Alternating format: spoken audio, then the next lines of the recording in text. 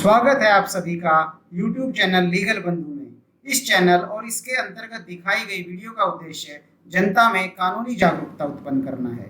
यह चैनल किसी भी प्रकार की कोई कानूनी सलाह नहीं देता है। दर्शकों को सलाह दी जाती है कि वे अपने कानूनी मसलों के लिए अपने वकील या कानूनी सलाहकार से परामर्श करें। कंज्यूमर्स के हितों की सुरक्षा की तरफ एक और महत्वपूर्ण कदम बढ़ाते हुए केंद्रीय सरकार ने consumer protection e commerce rules 2020 की अधिसूचना जारी कर दी है।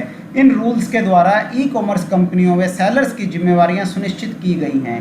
आइए इस वीडियो के माध्यम से जानते हैं ई कॉमर्स कंपनियों व सेलर्स की जिम्मेवारियों के बारे में। ई कॉमर्स बिजनेस क्या होता है? इलेक्ट्रॉनिक नेटवर्क, इंटरनेट, वेबसाइट के माध्यम से सेल परचेज करने को ई कॉमर्स बिजनेस कहा जाता है, या सरल भाषा में ई कॉमर्स बिजनेस का मतलब ऑनलाइन सेल परचेज होता है। ई कॉमर्स बिजनेस दो तरह से किया जा सकता है, ई कॉमर्स एंटिटीज के द्वारा या फिर इन्वेंट्री ई कॉमर्स एंटिटीज के द्वारा। ई कॉमर्स एंटिटी का मतलब एक ऐसे व्यक्ति से है जो ई कॉमर्स के बिजनेस को करने वाले प्लेटफॉर्म, वेबसाइट का मालिक है, या उसको ऑपरेट करता है या उसको मैनेज करता है। ये व्यक्ति एक इंडिविजुअल भी हो सकता है, एक कंपनी भी हो सकती है, पार्टनरशिप फर्म भी हो सकती है, या एचयूएफ या सोसाइटी आदि हो सकता है। ई कॉमर्स बिजनेस में ई कॉमर्स एंटिटी अपनी वेबसाइट उपलब्ध कराती है तथा उस पर सेलर्स अपने सामान को रजिस्टर करते हैं और उसके बाद अपने सामान को इन वेबसाइट्स के माध्यम से बेचते हैं। ये ई कॉमर्स कंपनियां बायर्स और सेलर्स को मिलाने का काम करती हैं।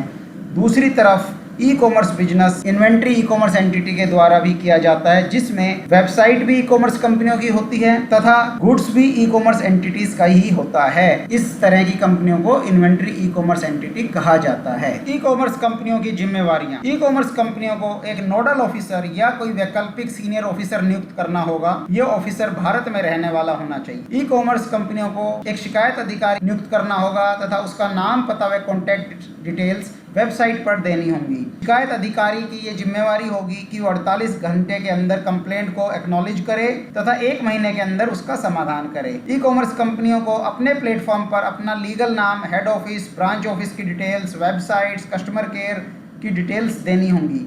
अगर कोई ई कॉमर्स कंपनी अपने प्लेटफॉर्म पर विदेशी सामान बेचती है तो उसे आयात करने वाले की डिटेल जैसे नाम, पता आदि, किस कंट्री का सामान है, किस देश में बना है, बताना होगा। ई कॉमर्स कंपनियां तभी कैंसिलेशन चार्ज ले सकती हैं जब वो खुद भी किसी ऑर्डर को कंफर्म करने के बाद कैंसिल करती हैं तो उस पर कैंसिल चार्ज पे करती हैं। नए नियमों के अंतर्गत अब कंज्यूमर की कंसेंट ऑटोमेटिक नहीं हो सकती। कंज्यूमर्स की स्पष्ट सहमति लेनी होगी। चेक बॉक्स में टिक करके सहमति नहीं ली जा सकेगी। ऑर्डर कैंसिल करने की स्थिति में रीजनेबल टाइम में रिफंड करना होगा। साधारणतः 15 दिन के समय को रीजनेबल टाइम माना जाता है, परंतु ऐसी सिचुएशन जो आउट ऑफ कंट्रोल हो, जैसे कि लॉकडाउन, बाढ़ इत्यादि, इन सिचुएशंस में ये समय बढ़ भी सकता है। ई कॉमर्स कंपनियां सिचुएशंस का फायदा उठाकर प्रोडक्ट्स की कीमतों को घटा या बढ़ा नहीं सकेंगी।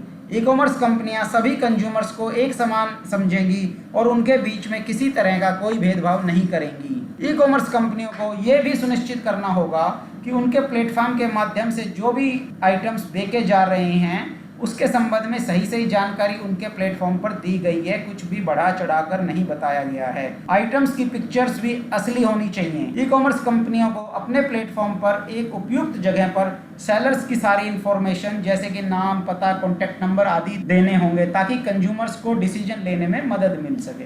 कंज्यूमर्स की लिखित रिक्वेस्ट पर सेलर्स की जिससे कंज्यूमर ने सामान परचेज किया है उसकी पूरी जानकारी जैसे कि नाम, पता, ईमेल, कॉन्टैक्ट डिटेल्स आदि देनी होंगी ताकि कंज्यूमर उससे कॉन्टैक्ट कर सके। कंज्यूमर की शिकायत पर एक टिकट नंबर या शिकायत नंबर देना होगा जिसकी मदद से कंज्यूमर भविष्य में अपनी शिकायत का स्टेटस जान सके। ई कॉमर्स कंपनियों को सामान की रिटर्न्स, एक्सचेंज, रिफंड, पेमेंट इत्यादि की पॉलिसी और जानकारी अपने प्लेटफॉर्म पर देनी होगी। ई कॉमर्स कंपनियों के अलावा सेलर्स की भी कुछ जिम्मेवारियां होंगी। आइए बात करते हैं उन जिम्मेवारियों के बारे में। सेलर्स किसी भी प्रकार की नकली फेक फीडबैक नहीं डालेंगे, क्वालिटी की गलत जानकारी नहीं देंगे, ये भी उनकी जिम्मेवारी होगी। ई कॉमर्स कंपनियों की तरह सेलर्स को भी एक नोडल अधिकारी नियुक्त करना होगा। इस अधिकारी की जिम्मेवारी होगी कि वो शिकायत मिलने के 48 घंटे के अंदर उस शिकायत को एक्नॉलेज करे तथा 30 दिन के अंदर अंदर उसका समाधान करे। सेलर्स किसी भी नकली, खराब या लेट डिलीवर्ड सामान को वापस लेने से मना नहीं कर सकेगा। सेलर्स की यह भी जिम्मेवारी होगी कि हर आइटम के प्राइस को डिटेल में बताए, जैसे कि आइटम की क्या कीमत है, पैकेजिंग चार्जेज कितने हैं, उसमें डिलीवरी चार्जेज कितने हैं तथा कितने टैक्सीज हैं। विज्ञापनों में दिखाए गए आइटम वास्तव में भी वैसे होने चाहिए, उनमें कोई फर्क नहीं होना चाहिए, ये भी सेलर को सुनिश्चित करना होगा। अगर सेलर कोई विदेशी सामान बेचते हैं तो उस विदेशी सामान की पूरी जानकारी, जैसे एक्सपायरी डेट, कब इंपोर्ट हुआ है, किस देश में बना है, इंपोर्ट करने वाले की जानकारी तथा गुड्स की वास्तविकता की जानकारी देनी होगी।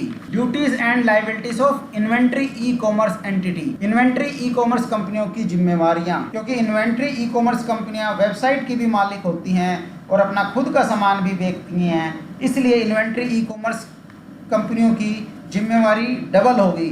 उनको ई कॉमर्स कंपनियों की भी जिम्मेवारियां निभानी होंगी तथा साथ में उन्हें सेलर्स की भी जिम्मेवारियां निभानी होंगी, क्योंकि वो उनकी वेबसाइट भी अपनी है और वो खुद ही उस पर सेलर हैं। धन्यवाद। वीडियो को लाइक व शेयर करें और चैनल को सब्सक्राइब करना ना भूलें।